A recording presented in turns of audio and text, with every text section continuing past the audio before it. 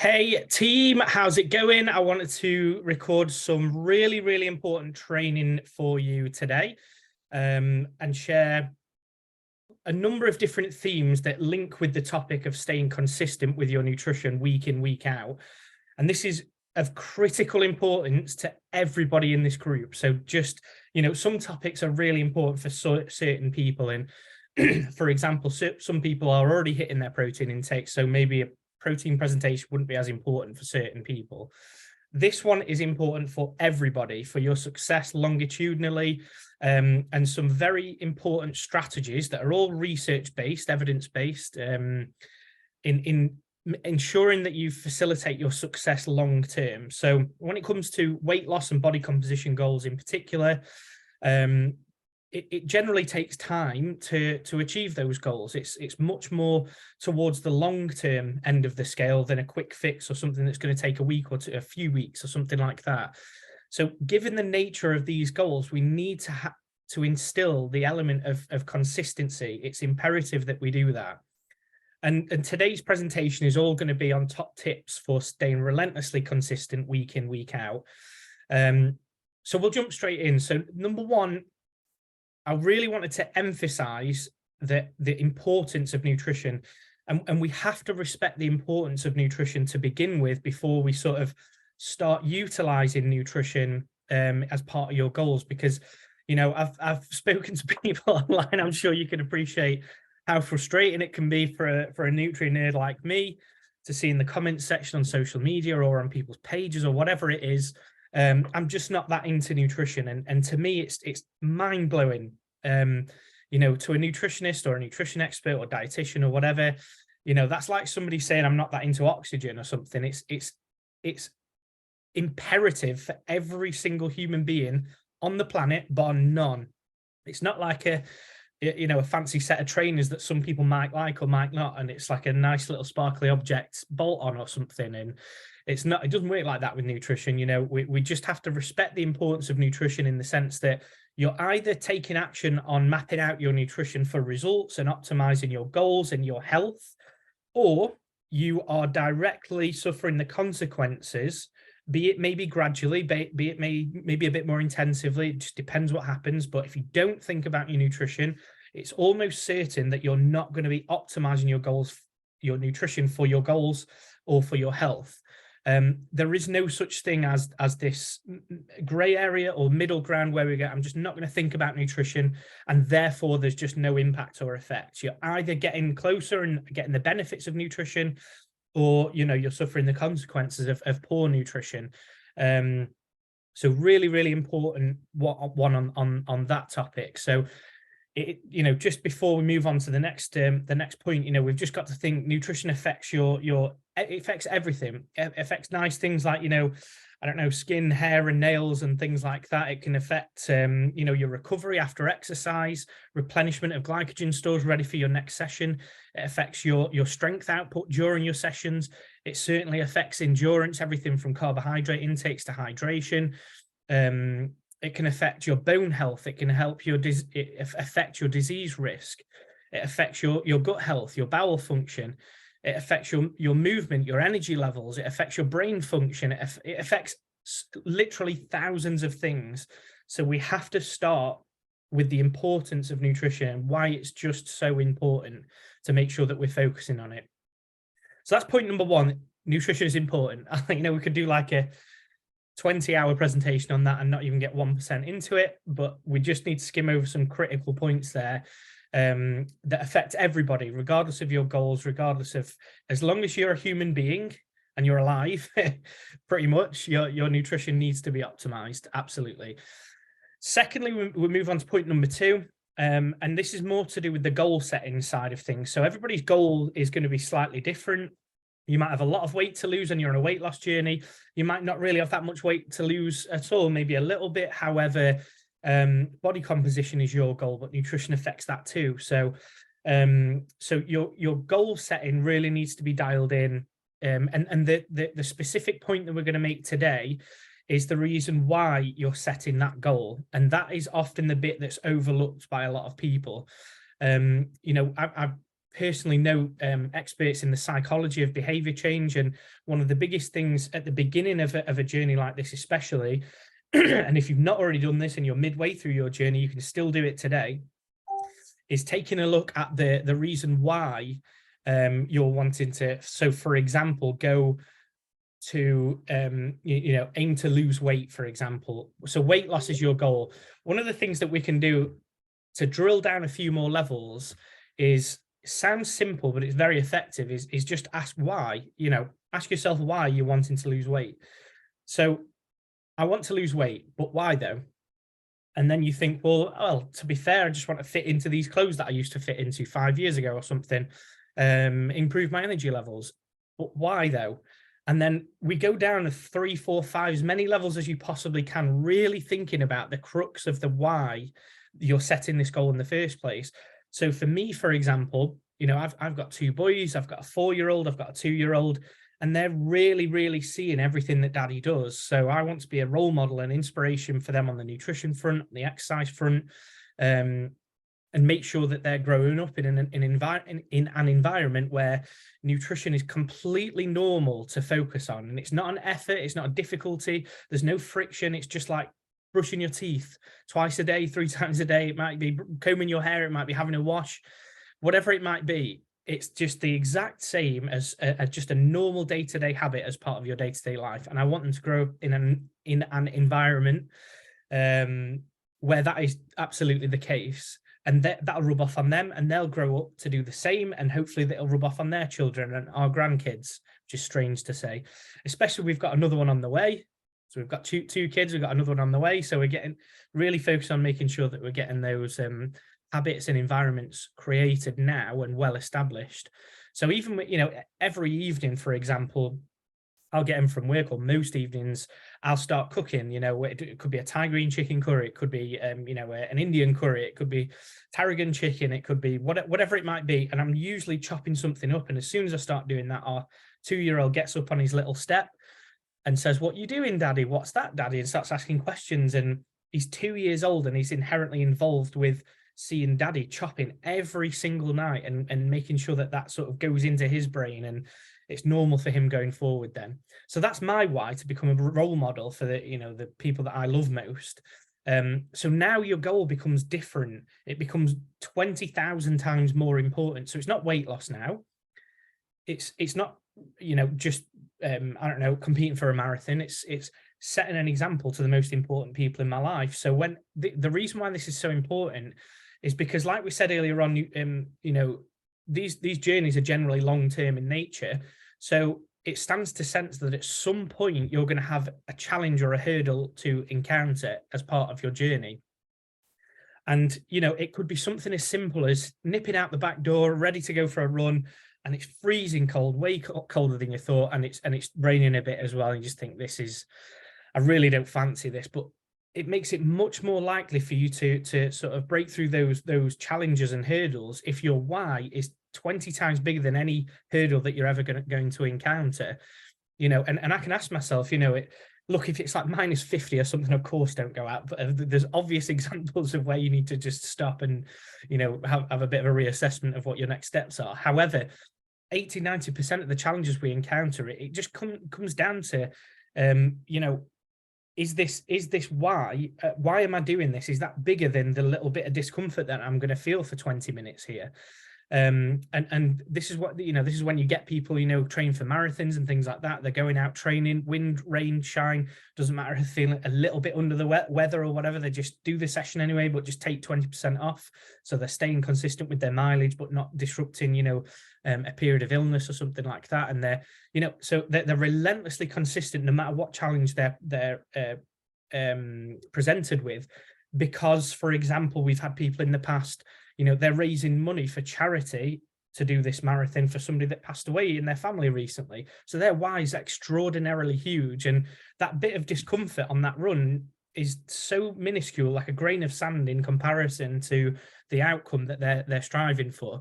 So what we're trying to say in summary on this point is goal setting is really important. And there's nothing wrong with having weight loss, for example, as a goal, as long as it's attached with a little bit of an asterisk and say, yeah, but why are you doing this? What's the real reason why? What's the big reason psychologically that's going to help you stay as consistent as possible throughout this longer term journey? So another point, so point number 3 is the planning side of things. A lot of people would have much more effective journeys and much more successful journeys if the planning elements of their nutrition were dialed in. And there's numerous benefits to this. I'm going to go into a few. I won't, waffle on for hours or anything, even though we could just on this one topic. But for example, when it comes to planning, and what I mean by planning is, let's say, for example, sitting down on a Sunday and just mapping out 7 breakfasts, 7 lunches, 7 evening meals, 7 snacks, happy days. It could be just as simple as that. And it all comes down to your personal preferences as well, because, the nutrition industry seems to be full to the brim of meal plans and things like that. And it's a bit of a nonsense thing, because if you gave me a meal plan, if there's raw onions on there, I won't eat them straight away. So if you've presented me with a salad where, a third of the ingredients is chopped up raw onion, I just won't have it. Just on the basis of personal preference, I don't like it. However, if it's cooked or something, I know that if I can have onions in lots of things, but it just has to be fried off or cooked or as part of a stew or casserole or curry or something like that. Same with tomatoes. I'm a bit of a weirdo with loads of different veg. Hopefully this isn't weirding you out, with me being a nutritionist or whatever, but, I'm a human being too, and I hate raw tomatoes as well. Again, if there was a salad or something like that where there was raw tomatoes, it has to be chopped up and cooked. So I can have chopped onions in a sauce, no problem whatsoever. Loads of tomatoes. We have loads of tomatoes and onions in our nutrition regularly, but I have personal preferences where I can't just download a 7-day thing that some guy's created that doesn't know me, and it doesn't make sense. It needs to be individualized for you. Another reason why we need to get into the habit of planning is the individualization process as well. So let's say, for example, you get somebody, a gentleman that is the exact same weight as you, the exact same age as you, similar fitness levels to you, the same sex as you, of course, and you're on the exact same journey. That's going to be very unique anyway, but we'll just use it for examples purposes. However, you've just got to think, one of you might want to achieve a rate of weight loss of, 1.5 pounds per week, whereas person B might be looking to achieve a rate of weight loss of 1 pound per week. So even though everything about you is identical, the total calorie intakes are going to be different for those people. And also the percentage of protein intake is going to be different as well, because they're consuming different calorie amounts. So if there's different total amounts, then the percentages of protein are going to be different too. So this is why we can't copy and paste things to lots of different people. So when you're meal planning, again, just keep it as simple as physically possible. So one of the tips that we offer all the time is just thinking about the total amount of calories. So let's say, for example, just to ease of numbers more than anything, let's say you wanted to lose 1 pound per week, you exercise regularly and intensively, quite a lot of training going on. You want to lose 1 pound per week, and your recommended calorie consumption per day on average is in and around about 2,000 calories. And you're the type of person that goes, do you know what? I want to consume 4 meals per day out of personal preference. So again, that's going to be, somebody else might want to consume 3 meals per day. And prefer to do it that way. They don't want to snack section. Maybe it leads to over consumption and snacking too much or something. So they prefer to just keep all of their intakes into 3 clearly defined meals, so they know the rules of the game very easily. So it could be, for example, 4 meals per day. In the other example that I gave there, 2,000 calories. Let's just divide it by 4. So each meal now has 500 calories. Super simple. 7 500-calorie breakfasts, same with the lunches, same with the evening meals, same with the snack section, if that's what you want to include as well. The other thing is obviously with your protein intakes in particular. If we know that your protein intakes are, I don't know, let's say 120 grams per day, if you're dividing it by 4, each and every one of your meals is going to be in around 30 grams of protein per meal. So really simple. But again, just remember, the other person who prefers 3 meals per day, they're protein goals are going to be 40 grams in each individual meal. So their meals individually are going to be different to the next person's. So hopefully this makes sense on the planning side of things, how it needs to be individualized for you personally. More benefits of planning are it's out of your head and onto paper. It's not something you have to think about for the rest of the week. It's completely stress-free, relatively speaking. Of course, you know, the stresses of life and things like that take over. Of course, I'm not referring to that. You know, the day-to-day hurdles that you encounter. But 80-90% of your nutrition is just thoughtless now. It's all good. You don't have to think about what to do with your nutrition moment to moment. It's really difficult to achieve your goals when you're waking up in the morning, you've had a crap night's sleep and you're rubbing your eyes and you've maybe snoozed the alarm a few times and you're short on time. And you're thinking, oh my God, what do I do with my nutrition? Now, I don't even want to think about it. I'm not in my headspace to be thinking about this at all, let alone getting it optimized and perfect. However, if you're thinking about it on Sunday and you're mapping it out in advance and you think, do you know, sometimes I wake up a bit tired, you can factor in those your nutrition choices with you know, factoring in those challenges whilst you're making that plan of attack. So it might be quick and easy breakfast. It might be making overnight oats the evening before, for example. So it takes no time at all. It's ready in the fridge already. It could be having all the ingredients in the blender in the fridge straight away, and you take it out, a few ice cubes, splash of milk, and put it in the blender. It takes 2 minutes. It doesn't, you know, even if you've got 2 minutes to head out the door, your nutrition's taken care of. So yeah, just making sure that we're planning ahead of time. It could be stressful periods at work, for example, and dinner breaks. And, you know, let's say if you compare person A, who's thought about and planned their nutrition in advance, and they've already got their nutrition in the fridge already, compare that to person B, who's going through the same day, the same work stresses. The boss has been an idiot. The workloads are sky high. There's been traffic on the way there and back. It wasn't your fault. You got told off for being late. Just a horrendous day. And guess what happens on your lunch break? Combine that with a really rumbling stomach and all those additional stresses.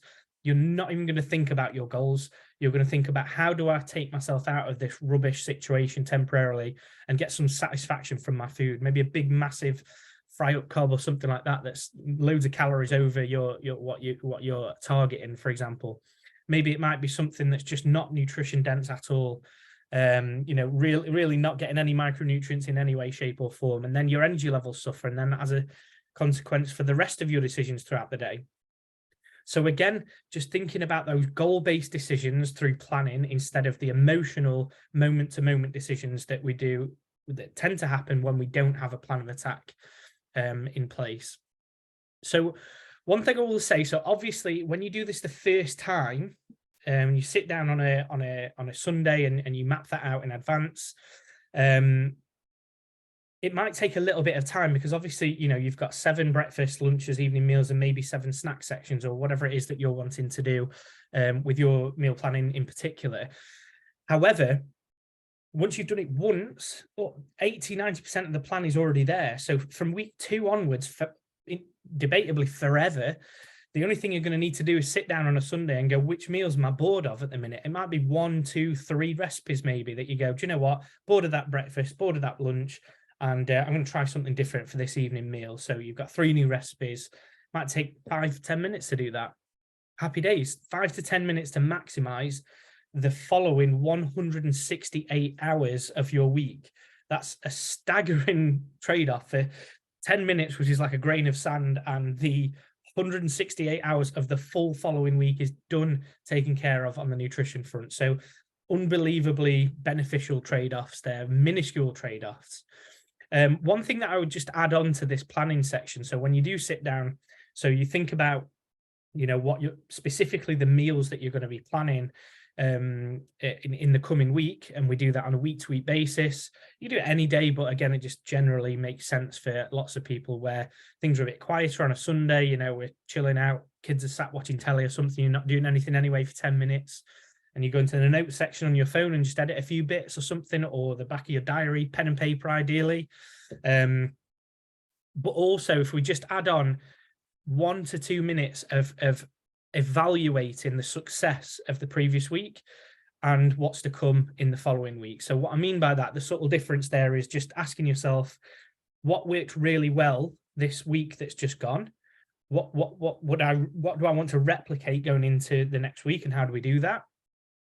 Secondly, the second question is what didn't go so well, and how can we create a solution so that that doesn't happen again going into the following week. So when you have this habit of every single Sunday doing the planning and doing the reviewing or evaluation or whatever you want to call it, and it takes 5 minutes because you're getting really good at it. So the first week it might take a bit of time, but every single week, forever debatably from there on, it takes 5 to 10 minutes. You have this habit every single week. What happens is in week 2, you have a 6 out of 10 week, but you plan and you evaluate and reassess going forward. And guess what? The next week's an 8 out of 10. And then the next week becomes a 9 out of 10. The week afterwards, for a few weeks, you get a 10 out of 10. Another challenge occurs and it drops down to 7, and you reevaluate again. You think, oh, this is why I wasn't on track with my nutrition. I'm going to put a strategy in place, or pick some different meals, or prep in advance, or something to make sure that I'm going to get that as close as I can to attend the following week again. And imagine if we did this every week of the year, 52 weeks of the year. You know, even if it was like £1 a week you were aiming to achieve weight loss wise, over 52 weeks, £52 that you've lost. And again, you might not even need to lose that much weight. It might not be necessarily about the weight. It might be body composition. But staying consistent with your nutrition will massively accelerate, you know, your achievement of those goals. Especially if it literally is as simple as a 5 to 10 minute strategy that we copy and paste into every Sunday. So ridiculously effective and important for everybody. By the way, you can do your own version of it as well. I don't care if it's like every 3 or 4 days. Maybe you just hate thinking that your nutrition's mapped out for the next week or something. You like to have control over it a bit, and something, maybe you get excited about nutrition a little bit like me, and you want to replan again on a Wednesday evening for the rest of the week or something, and you might feel a bit differently about what you want to eat in comparison to what you felt like on Sunday. That's fine too. The other thing is, when you're planning, just another little tip, so when we're planning our meals, I personally don't like every single meal set out, because I like to get into a Friday and just, you know, having a chat with my wife or whatever, and going, do you know what, we're going to make pizzas for the boys tonight. Let's get the dough out. And in an hour and a half's time, we'll get pizzas on the go. It could be a really fancy Chinese food tonight, so I'm going to make that tonight. It could be a really fancy Indian takeaway, but I'm going to make my own Indian sort of fake away version of that, and that's what I fancy tonight. So what we do is we map out 5/6 meals for that week, and then we have 1 or 2 meals each week where we go, this is just going to be a random choice at that moment in time. But we always aim to try and get something that's, regardless, that's nutritious, high protein, in line with our goals, and also fits for the family. We've got a 4-year-old and a 2-year-old, you know, obviously we've got to fit them in as well. And again, even more reason for us to be planning. So lastly, one of the topics that I wanted to talk about was there's a lot of research on the benefits of mindfulness, and there's a relatively recent review study that's come out. It's called a systematic review, and what systematic reviews do is they take a look at lots and lots of pieces of research from lots of different areas. Lots of pieces of research from the same area, not different areas, from the same areas. So mindfulness and nutrition, and the effect on nutrition and different outcomes. And they collate all of the evidence and research in that area and compile it into one study that basically, it's like a position statement where we go, this is our current knowledge based on the data, based on the studies that have been conducted to date. This is the accumulation of all of those studies and what it means for us in real life. So one of the benefits of these studies was that it identified that when we include mindfulness within our nutrition, we basically have a reconnection between hunger and satiety cues. So if we're not being mindful with our nutrition, which basically means drawing your attention, it's really simple. There's lots of different ways to do this, but the crux of the matter is that you're eliminating distractions around you, and therefore allowing a bit more mental breathing space for you to focus on the meal, the nutrition in hand. So really, really important, and something that the vast majority of people don't do. There's always, for example, a TV on in the background. You know, when you're having your lunch on your dinner break and we're scrolling through funny cat videos on Instagram or whatever. You know, there's loads of examples of how we're distracted, and it's just normal in day-to-day life. But including mindfulness as a regular, consistent habit in and around when we're consuming our meals, in and around when nutrition is happening, whether it's at breakfast, whether it's lunch, whether it's evening meals. We tend to find a reconnection between satiety and hunger cues because we're being conscious instead of unconscious and distracted. Because we're being conscious, we can almost listen to those cues much more effectively than if we're not mindful with our nutrition. So there's a reconnection there with the satiety and hunger cues. It also forces us to make deliberate, conscious decisions with our nutrition as well, instead of unconscious decisions. So again, this ties in perfectly with what we said earlier on about planning and making goal-based decisions. You're thinking about the decisions that you're making with your nutrition. You're thinking about your goals and how your nutrition is going to interact with that. You're being very focused on this. Instead of just sort of floating through day to day. And if you're hungry and stressed, you make a different decision to if you're tired and groggy. If you're a bit under the weather, there's a different decision made there. And there's all this turbulence with your nutrition decisions, and it doesn't have any sort of relation to your goals. And that, this is when we get to the end of the week and some people go, oh, I was really stressed, I had a bad day, and this, that, and the other happened, and it led to these poor nutrition decisions. If you had a plan in place, you might have actually solved 80-90% of those challenges that cropped up.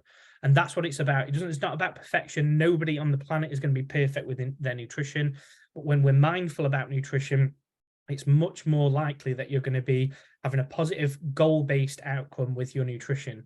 So some of the benefits that were identified within the research, that this facilitates weight loss. So it increases the likelihood of success with weight loss in certain studies. It also displayed a reduction in binge eating episodes or frequency, and also the intensity of those episodes of binge eating as well. So people who were subject to episodes of binge eating, they adopted mindfulness practices as part of their nutrition, and the amount of times that it happened over the course of a week or a month, or it depending on different studies, the frequencies reduced straight away, but also when it did happen, there was nowhere near as much of an impact. So the intensity of those episodes were much lower as well. So again, there's lots and lots and lots of benefits to mindfulness with your nutrition. And again, it's a weird thing that you probably wouldn't actively think that would be the knock-on effect of just thinking about your nutrition and bringing your attention to it. But that's a good thing, because it's so simple that anybody can do this and adopt this and get these benefits of weight loss, of reduction in binge eating frequency and intensity. Also, people who suffer from emotional eating. So, they have a heavy emotional attachment. So, there's emotional cues that lead to nutrition practices. Their episodes of emotional eating were reduced. So people who emotionally eat, it assists massively there too.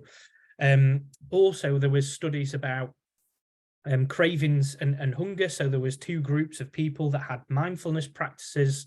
They adopted those, and they had a control group that didn't have any mindfulness. They just went about their day-to-day lives, consuming their nutrition ad libitum, which means just at their leisure, like as they normally would. And the difference between the control group and the mindfulness group was that the mindfulness group had a significant reduction in cravings and hunger levels.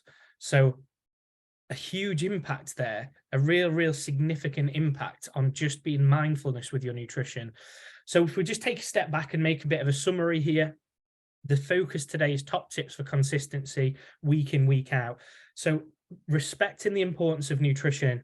We can't have anybody going, I'm not that into nutrition, I didn't think about nutrition this week. It's like saying you just didn't turn up to the gym or something. It's like, well, how can you create muscle tissue? How can you get stronger and fitter and healthier? How can you do that if you don't do that? It's the same with nutrition. It's like saying, with I'm not that into oxygen, like we said earlier on. It's not, it's essential to your health and also to your goals and performance outcomes too. Importance of nutrition, number 2, was having that real solid, crystal clear, important why for you.